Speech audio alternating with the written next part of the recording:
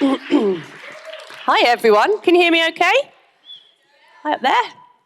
So I've got some exciting news. I'm 46 and I recently got my first ever proper job.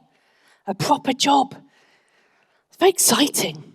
I wear a shirt like this. This is new. Quite proud of this. I had a whole year contract. My boss pays into a pension. So I've never had that before. So I've come over from London, by the way, on the Eurostar, and I spent over 20 years working as a TV producer. So I was freelance. So I'd be in work, out of work, in work, out of work. It was all very relaxed. Until you had to pay your mortgage, that bit wasn't so relaxed. I worked on all sorts of shows. I worked animal behaviour, tech, cookery, all these sort of shows. But in 2023 in London, the TV industry really shrunk. Suddenly, it happened really suddenly, and loads of my friends, like me, were out of work. And it's because we're just not sitting watching TV in the same way, right? You watch on demand. How many programs do you need? 10? You don't need a whole TV schedule full. So anyway, loads of us are out of work, and I spent ages trying to find a job, and then I found one. And now I do communications and marketing for a small software company. I'm a tech bro. I'm a tech bro who for ages had absolutely no idea what anyone was talking about. Tech bros a lot of them talking acronyms. They talk in letters, so you just have to go, yeah, okay, API, yeah. Yeah, look that up later. Yeah. So it's been a bit of a journey, a bit of an adventure. And about 6 months in, I went to a meeting, had my new shirt on. I went for a meeting at TEDxKU, which is the UK's Tech Trade Association.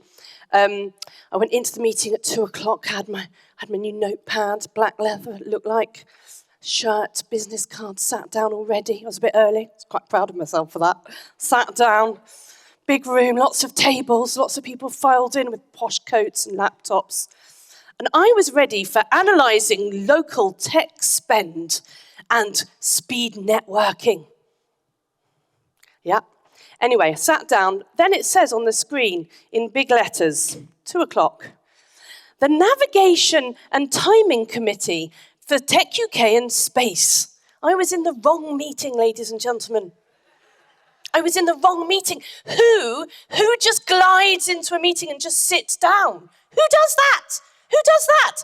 I apparently do that. I am that person. This is me trying my best. This is my absolute best. And in that moment, I was quite embarrassed, and I also felt it brought out this feeling that I didn't really belong. I didn't really deserve to be here. Well, I didn't deserve to be here. I wasn't in the committee for space. I mean, I really didn't deserve to be here, and I already felt like I didn't really belong, and then I really didn't belong. So anyway, I was going to have to leave, and I was going to have to leave past lots of squares of desks. I was going to have to leave. Then I noticed a door at the back. How often have you wanted a door at the back? Someone had put a door at the back. I thanked the person who put the door at the back. I didn't know if it would work. I gave it a go. I just siphoned over. I was like, I'm sorry, everyone. Tried it. It worked. Fantastic. Wasn't too bad. Walked past the women at reception. I know. Oh, sorry, just in the wrong meeting. Into the next meeting, analysing local government tech spend and speed networking. In I went. Went past a few people. I went and sat down. And then I thought, that wasn't too bad. That wasn't too bad. And then I went to take my phone out to take a photo of my screen and realised I'd left my phone in my coat pocket in the other meeting. Not just that, ladies and gentlemen, it was on loud. I'd left my phone on loud. You have to remember, this is me trying my absolute best. So anyway, I was going to have to there was no time for wallowing in embarrassment this time. I was going to have to just go and get it. So I got up past these people, sorry everyone. And then I went past women in reception. It's just me again. Yeah, I'm new here. And I went to go to the other meeting. I have to reverse. And I went to go to the other meeting, and I realised something, ladies and gentlemen, which is that if you're going into a meeting, it doesn't matter how serious it is or how old you are, and you're going to creep, you have to make sure they know that you really are creeping. So you go like this.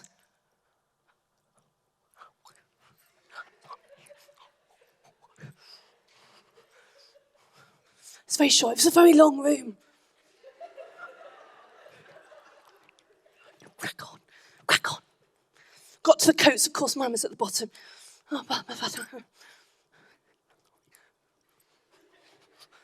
There were lots of people watching on Zoom as well at home and in government offices. Oh, God, I get closer to pass back past the women in reception. Oh, God. I mean, they were so sick of me by now. At first, it was a joke. It wasn't a joke anymore. Back into the other meeting. Past all the people, sat down. Oh, honestly, the meeting started at 2:00. I felt like it was 5 p.m. Oh, I was exhausted and my face was just so red from awkwardness and embarrassment. But then I thought, it's just quite funny, isn't it, this whole miming thing? Like, it's quite funny. And then I thought, well, I mean, maybe I should just put it on LinkedIn. I mean, why not? So I did put it on LinkedIn. And a funny thing happened is that I've been just trying so hard in this new career as a tech bro to fit in. And actually, when I was really honest, everyone found it pretty funny. It did much better than any of my other posts that week. And some people said it was funny with the creeping. Even my boss said it was hilarious. Thank goodness he's got a sense of humour. And in fact, I was even invited back to the Space Committee for the next meeting. They said, please come back. You brought a bit of life to the whole thing. I mean, they're probably still doing this when they walk in. The bonkers miming woman. Maybe it's just what space tech needs. So anyway, it taught me something, that moment, which is that when we are really authentic, even about our ridiculousness and our silliness and our mistakes, people really warm to it because we're being ourselves. And it reminds them of times when they've maybe done something as silly. I mean, I doubt they've done anything as stupid as that. But, you know, they've probably done some silly stuff. So anyway, why am I telling you all about this? There's probably some students here. Are there some students here? Can we see a raise of hands for some students? Way! Big shouts for the students. Woo! Woo! So you might one day be going into a job, and now you know to make sure you're in the right meeting, guys. So I've done various things in my life, as I've mentioned. I've been a TV producer, I've been a cycle campaigner, now I've got my new job. But one thing that's led all the way through it is that I grew up in a family of clowns. So I'm going to show you some photos from the family album. Here's my father. This was in his professional clothes. No guess as for what his name is. My father, he's 80 now. He still loves the colour yellow. He did clown shows all over London. Here we go. This was him. He entertained royalty and juggled marathons, Moscow, New York. He was the first person to ever juggle a whole marathon. They've still got the cutting, stilt walking. We all did our stilt walking as we were growing up. That's another one's just my auntie. It's just random family members dressed as clowns. Here's me. That was me at the top and my brothers. I remember my first show was when I was 5. My dad came and had this great idea at holiday camp that I was going to do a show. And I just knew it was not a good idea to argue with my father when he had a great idea. So I went along with it, and I did this show being 5. Be a clown, be a clown.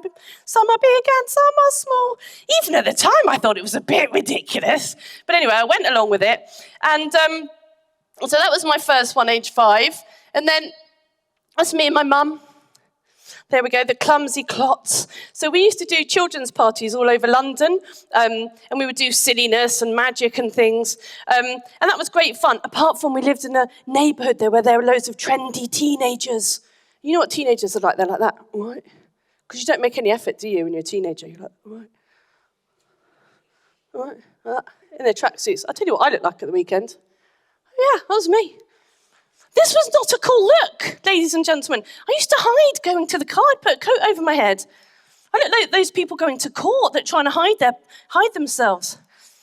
So anyway, we did a lot of shows, and I also did clown shows with my dad. And when we do these events, and I'd be on stilts, I learned to do the stilts. I'd be up high, you'd sit on your car and you'd get on your stilts and stand up. Anyway, when you're 14 and you're really awkward, there's nothing worse, I don't think, than having to stand on stilts and welcome people to events. Because I was just so awkward. And my dad was really good at juggling. I just inherited my mum's butterfingers, so I would just stand there. And people would come and they'd just look at you like that, and they'd stare at you.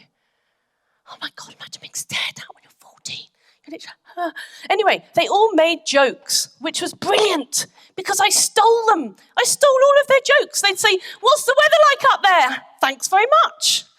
And then they'd say, you've had your Weetabix, you've had your cereal this morning, or your ironing you must have a big ironing bill. Anyway, I stole all these lines and I used them back. And I really learned that Jokes can save us from awkwardness. It feels sometimes like they can save us from death almost.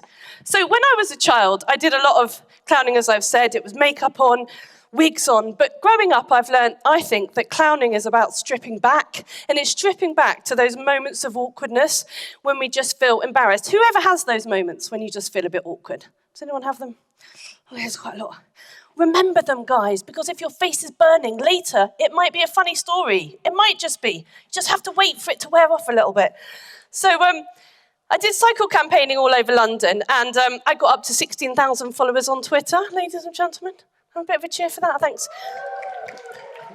My dad really taught me to seek validation from strangers. So I followed in the family's footsteps, tried to win approval from people I didn't know. Yeah, so I do cycle campaigning. This was a bad road for cycling in London. There's no room for subtlety in cycle campaigning, so you also have to do a silly face. Just in case you're not sure. Yep, not happy with that one. That was a happy road, yep. And what I noticed having all these followers is that when I could see what worked, and I sometimes would talk about things when I was embarrassed. Like when I went to work, I cycled to work, this TV documentary, and I forgot my work clothes and had to spend the day looking like that. It wouldn't have been so bad, but I had a meeting with a Canadian lawyer who just thought this was a bit of the fashion. So it got worse, ladies and gentlemen, because I met somebody who was track standing. Now, this was very exciting. He could stand on a bike, on the pedals. Had a bit of a chat with him. I might be a 40-something mother of two. I can still have a fun chat with someone at traffic lights. Still got it. Felt a bit great. Got home, realised that I'd rubbed some bike oil on my face, like a moustache. And probably when I was chatting to this guy, I deleted the photo.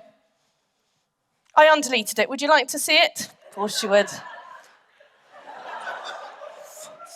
was me talking to one of London's track standers. 1 minute he could stand up for.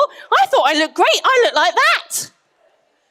Now, I must just say, I don't think any of us really often feel our best selves. Do we ever feel like we're beautiful enough, gorgeous enough, thin enough? I don't, and I did not on that day. I felt dreadful. Look, I couldn't even, not even filled in my eyebrows. My eyebrows have worn off. I look like I've got 2 black eyes, double chin and a moustache. So anyway, I deleted it, full of self-hate, and I undeleted it, and I thought, oh, well, it is quite funny. I thought, oh, should I put it on Twitter? Delete it. Oh, go on, come on. And I put it on Twitter, and do you know what? I had a great reaction.